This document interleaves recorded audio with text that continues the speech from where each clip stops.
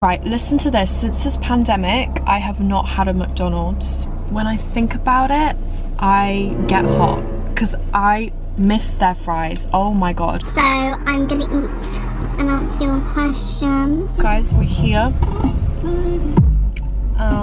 listening to Breonna Taylor's new album. Whilst I was driving to come in here, I hit the curb really bad, like really bad. I'm just not the best driver. I just do hit curbs sometimes because I'm like, where have you come from?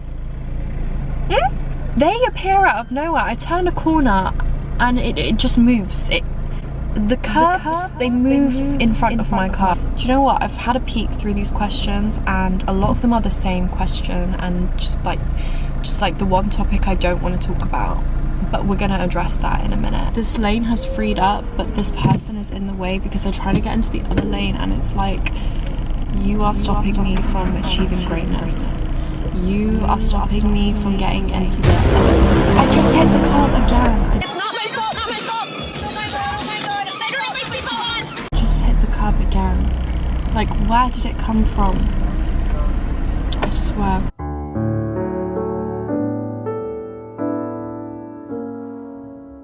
That's it, thank you.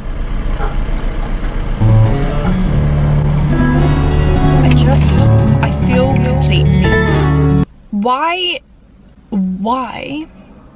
is McDonald's Coke superior to normal Coke? They're hot and they're the right amount of salt. It's just everything and more. And then I got these veggie dippers, which is new to the menu. These are like just trash, basically. McDonald's need to step up their game with their vegan options. You know what this actually is? This isn't corn, this isn't fake chicken. This is just vegetables squished together and put in a batter. Bon appetit! I'm just hurt by this McDonald's. I'm really hurt. And it's like, so why didn't you go to KFC, Selina? Because they do the vegan chicken burger. Because it's like, we're in a pandemic. KFC has a limited menu at the moment. So they actually are not doing the vegan burger at the moment. Because they've like limited their menu. So I can't even go get that. So I've had to just make do with these dippers. Well, I haven't tried it, but I just know I'm not gonna love it. Wait a damn minute. A lot of my questions was, am I still planning on doing my masters? Is it still going ahead with, you know, coronavirus? Like, a lot of courses have been postponed or cancelled or delivered online. Well, next question. See ya. Honestly, it's been a big source of stress for me, so I don't really want to talk about it because there's no point in me, because I don't know for sure. What I know is that yes, the course is going ahead. Like, they've emailed me saying that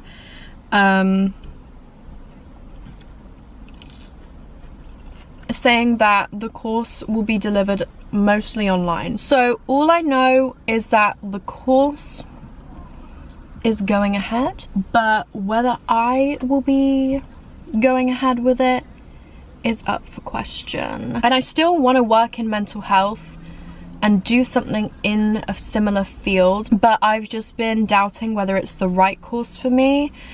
And you know, you can work in mental health under different titles, and I'm not sure if I want to go down that route anymore, or if there's a different route I can go down that I'll be happier in. If I'm doing it, I need to know, because I need to apply for a student loan. And this is also the thing, like, do I want to do a course, be an extra 10 grand in debt, and then think, actually, I don't even want to work in this type of mental health. I don't know, I really need to think about it, but it's hard when you're working full-time to like find the time to sit down and like research these things. Have you ever had experiences with fake friends, and how did you deal with it / distance from them? I've never dealt with fake friends.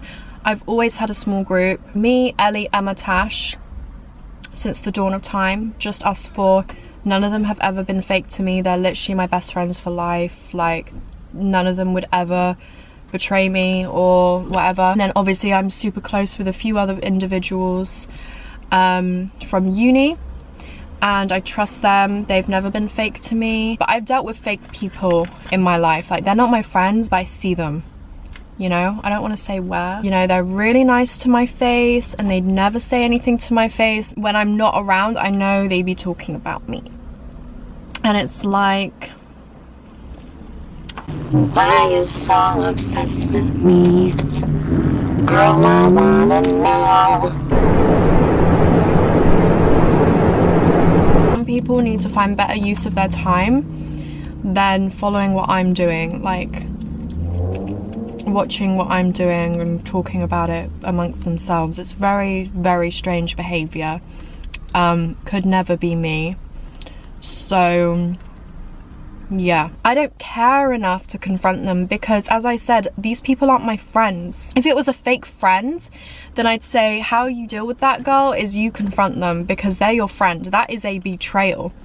But when these people don't mean anything to me in the first place, they're not worth confronting over. Like, you haven't betrayed me. You weren't my friend in the first place. Someone said, how long did it take to get over your breakup? It's almost been a year. Can you believe it? Can you believe it? It's almost been a year. At the end of July, it will be 1 year. And me and my ex were together for almost 6.5 years. The first 3 months were like actually tragic. Then from months 3 to 6, it was like, okay, start taking care of yourself again, you bitch. But still, I'm pretty heartbroken. 6-month mark for me was like, come on, bitch, like, this is pathetic. Like, you can't live like this. And then I'd say around the 8-month mark, I started to be like open to moving on and talking to new guys. I'm okay. That's tough. That's tough. That's tough. That's tough. That's tough. That's tough.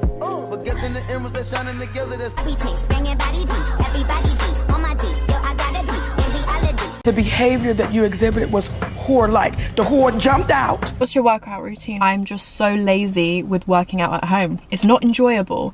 My bed is right there. Think about it. Use your common sense. Use your common sense. When my bed is right there and my dumbbells and mat is on my carpet, which one am I gonna choose? It's really like not even up for discussion. So I find it really hard because when you go to the gym, you're like, I'm gonna leave my house, and you get there and you think, right, well, now that I'm here, I should make the most of it. I'm gonna have a good workout. But when you're at home, you can cut the workout short because you're just at home. You haven't had to travel to get there to make the most of it. I've lost my gains. I've lost muscle definition. I've gained fat. Like, it's really not cute. Oh, another breakup question. How do you adapt to life after a long-term 7-year breakup? I need a whole vid on this. Do you know what? I'll do a whole video on it. Not yet, but I will. When I do a video on this, I'll go in depth, but just one thing I want to say, I don't think anyone ever feels 100% ready to move on. You have to push yourself. You have to push the boat out. The thought of moving on with someone else is so strange for the longest time. But what you need to do is you need to push yourself. You need to prove to yourself that you can be without them. First of all, that you can be without them. And second of all, that you can actually be with other people. So push yourself. The first person you move on with from them, that didn't make sense to it, but you get what I mean. First person, like your first like rebound, whatever you want to call it, is gonna feel a bit strange. It's gonna feel a bit out of your comfort zone, but then that is going to allow you to just, it's going to open up so many doors for you, I promise. Someone said I have my first Tinder hookup next week and I'm so nervous. Any words of wisdom? We all have insecurities. We all turn up to dates thinking, what if they see me and they think I'm so ugly? What if they see me and they think, oh my god, she doesn't look anything like her pictures? What if they think I'm really dull? What if they think I'm really annoying? They don't think I have a good personality? Real thing that. If you turn up to the date with that mentality, it's gonna radiate. They're gonna feel it. They're gonna sense it. You have to believe in your source. You just have to. Before you go on a date, look at yourself in the mirror and say, I'm fucking hot. I might be too hot. I'm too hot for this date. You look good! You look good! Yeah. Say it, and then you will go with that energy and you will radiate it. I'm not saying turn up and treat the guy like shit, make him feel like you're too good to be on a date with him. Like, I'm not saying that, but you need a certain amount of confidence when you're on a date. Even if deep down you have those insecurities, I bet you your Tinder date will have those insecurities. Sorry, I assumed their gender. It could be, your date could be a girl, but your date will have those insecurities too. You're both turning up with some level of insecurity, but you need to just be that bitch. Turn up and believe that you are that bitch. Honestly, with a first date, wait, you said first Tinder hookup. And Girl, I was here like, you need to radiate good energy. I was about to tell you how like you need to just get to know them, ask about their life, ask about their family, but you've just said Tinder hookup. That's a whole different discussion. You're just going and doing the dirty, so just go and do the dirty. It's that simple, and then leave. Running, I'm running, I'm running. Running, I'm running, I'm running. Leaving after a hookup is a power move. Don't wait until your date tells you to leave. Don't let it get to that point. You want to leave. You want to leave. Even if you're leaving, even if they don't want you to leave and you think, oh, I'm leaving a bit early. Perfect, leave, because then they'll miss you. You'll leave and they'll think to themselves, oh, why didn't she stay a bit longer? And that'll have them thinking about it. Just, you know, psycho girl things. Get that head, get that bread, and leave. Have you ever cried on the job because of a patient? Is that normal? I've never cried in the workplace. I've like left work early before because something has happened to me, and cried in my car, but even then it wasn't like floods of tears. It was just like, fuck, that was so stressful that you need that like emotional release. Dude, what is this person saying to me? There's this one person sending me the weirdest questions. What to do for bad breath and gum problems? Selina, please tell home remedies. What are your thoughts on cancel culture? I feel like it's not as black and white as just cancelling somebody. I don't know, like Jenna Marbles, I don't really feel like she should have been cancelled for the latest scandal or whatever you want to call it. But Shane Dawson, he should lose everything. Like, I never knew how bad his old content was. I do think cancel culture can be quite toxic because some people see it as so black and white. Like, if you've ever done anything controversial, you need to be cancelled. And it's like, hang on a minute. I'm pretty sure, regardless of your career and your success, every single one of us at some point in the past have said something or done something controversial that we regret and we now know is wrong. Literally all of these are about my masters and it's stressing me out. Okay, do you know what? I'm gonna end it there, guys. I hope you have enjoyed it. I actually haven't even finished my food because I've been chatting so much shit. If you enjoyed, make sure you smash the thumbs up down below, subscribe down below if you haven't already, and I will see you guys in my next video.